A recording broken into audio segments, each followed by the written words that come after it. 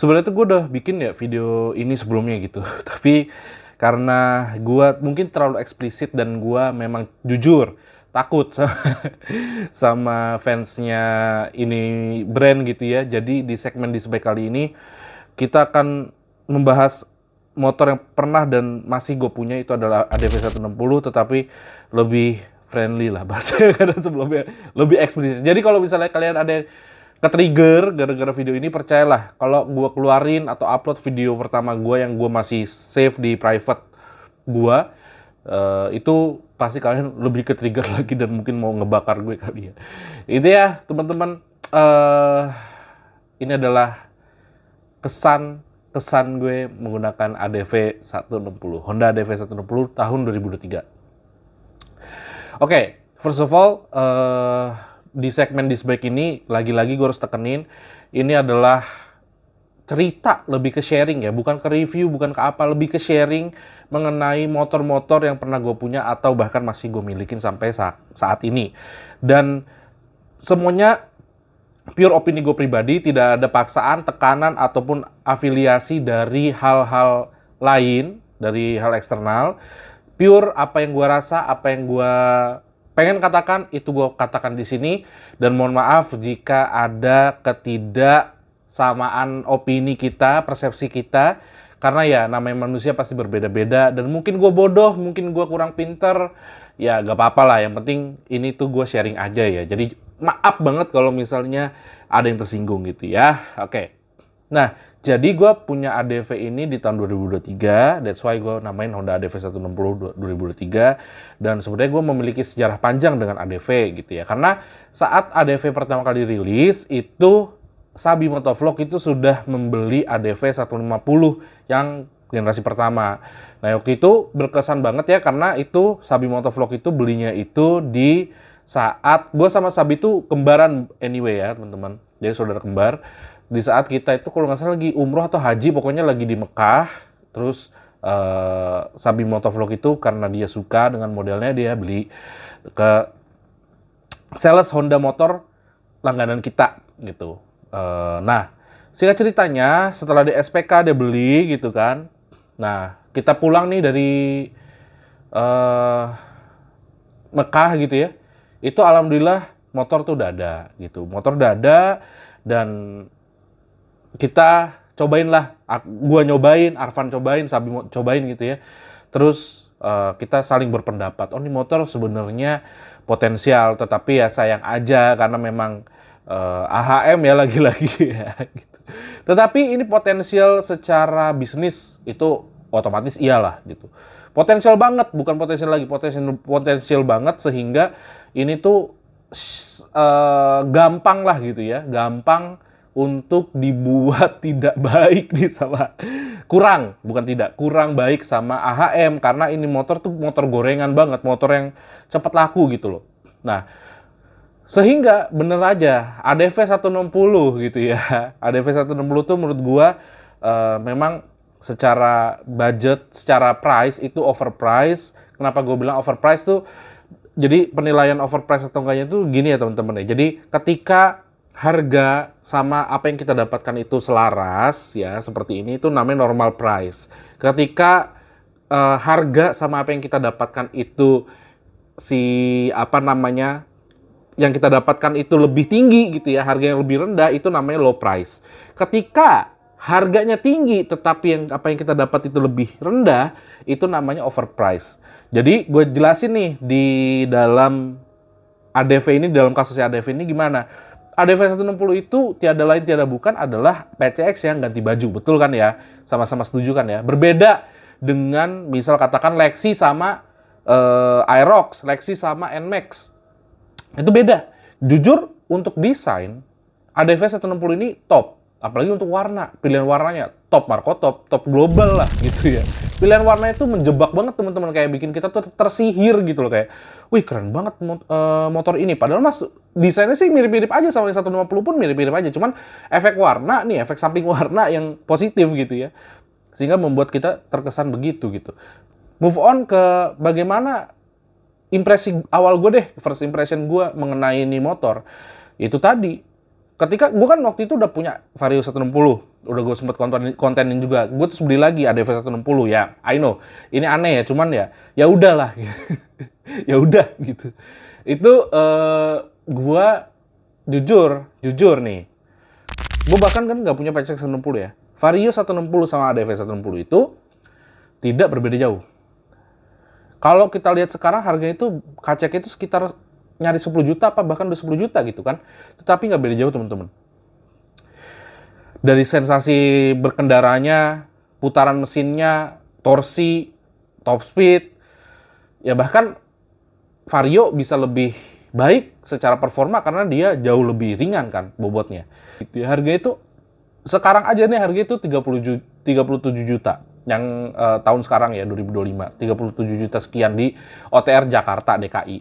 Nah, apa namanya waktu itu kalau nggak salah 35 something gitu kan.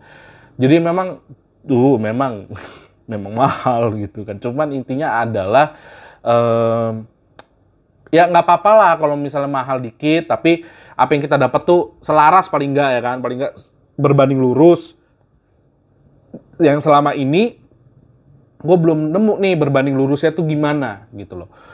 Toh komponen mirip-mirip Vario, PCX ya. Kalau Vario kan masih satu ini ya, satu shock ya.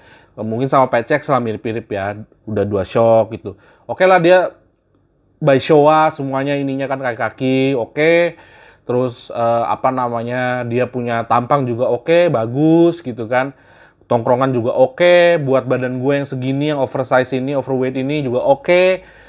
Intinya secara looks oke lah, secara parts beberapa ada yang oke, tetapi ya nggak lepas dari penyakit biasa Honda, joknya keras, terus habis itu juga lampunya kurang terang kayak gitu kan, terus ditambah lagi lu kalau mau modif pusing gitu kayak ya udah paling nggak aliran modifikasi yang bisa lu gapai itu ya aliran modifikasi touring, udah sampai situ aja. Kayak kalau lu jadiin ke sport tuh sumpah, teman-teman yang pakai ADV 160 nih ya, mungkin ada yang merasa sama kayak gue nggak? Nih sekali lagi opini gue pribadi aja ya.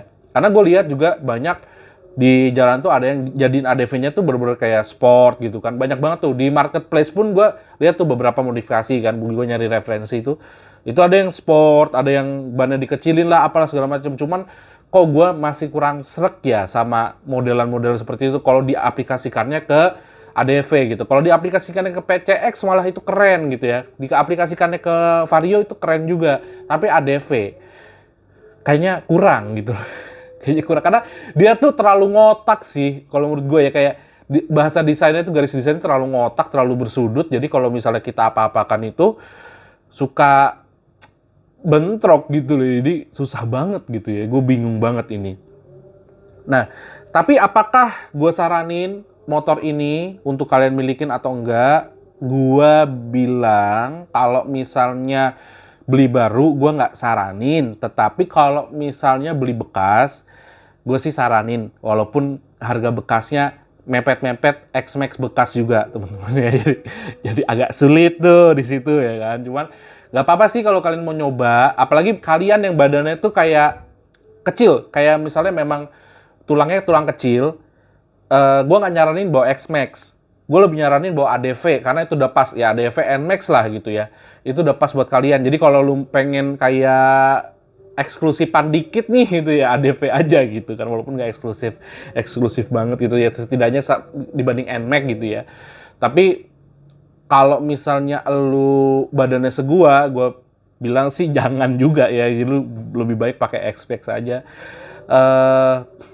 Karena intinya balik lagi, itu kan sebenarnya ada ininya, ada apa namanya kapasitasnya tuh, maksimum kapasitinya berapa gitu, berapa kilo gitu. Ya lu harus perhatikan itu. Skornya nih ya, gua kasih 5/10 deh. ADV ini sebenarnya adalah motor yang bagus, lagi-lagi motor yang potensial dan seharusnya bisa dikulik lebih lagi sama AHM sebenarnya. Karena di motor ini sebenarnya AHM itu bisa bikin gimmick yang cukup banyak, tetapi AHM di putaran kedua ini tidak memilih untuk menambahkan gimmick-gimmick yang banyak, melainkan menawarkan varian warna yang banyak. Jadi menurut gua secara potensi itu tidak terlalu didompleng atau diasah. Ini yang memberatkan dan harus face the truth ya. Kalau misalnya tadi gue bilang second kan, ya otomatis kan banyak yang memilih ADV 150 ketimbang 160 dengan alasan ya elah kalau cuman beda 10 cc ya, katakan kasarannya ya 10 cc, gampang lah itu diiniin, diakalin, di kirian aja udah ngejengat segala macem gitu kan. Tapi ya lagi-lagi secara harga kan nggak bisa bohong, pasti yang 150 jauh lebih murah dan mungkin udah ada yang dimodif lah apalah segala macam. Kalau 160 kan mahal ya gitu, jadi kayak orang juga males, mager gitu kan. Intinya menurut gua nggak salah motornya, tapi mungkin AHM bisa lebih mengembangkan ini menjadi potensi yang mengacaukan dunia permotoran sih seharusnya. Cuman sayang aja gitu ya, kita harus berhadapan juga dengan realita di mana ADV 300 ya itu juga dibawa ke sini juga enggak, dijadiin CKD juga enggak gitu kan. Kita berharap itu menjadi ADV yang baru buat kita, cuman enggak. ADV stuck di 160 yang dimana satu-satunya gimmick dari motor itu adalah mesinnya sendiri gitu kan. Jadi menurut gua kurang aja lah gitu. Jadi please AHM, gua ini cinta mati sama kalian. Dari kemarin nih gue bahas nih masih Honda terus nih. Jadi minta tolong, gue juga minta maaf ya kalau misalnya gue ada menyinggung atau gimana. Cuman please AHM, gue berharap dan gue tahu ini kesempatan emas buat kalian gitu ya. Apalagi ini udah mau IMS kan, ayo gas, kita gas ya. Gue pengen ke IMS, gue pengen lihat motor Honda yang mungkin bisa nih gantiin ADV 160. Ayo, gue semangat banget nih. Please. Come on, ya, oke, gitu. Jadi sekian aja teman-teman. Thank you udah menyaksikan sampai habis. Sampai jumpa di video berikutnya.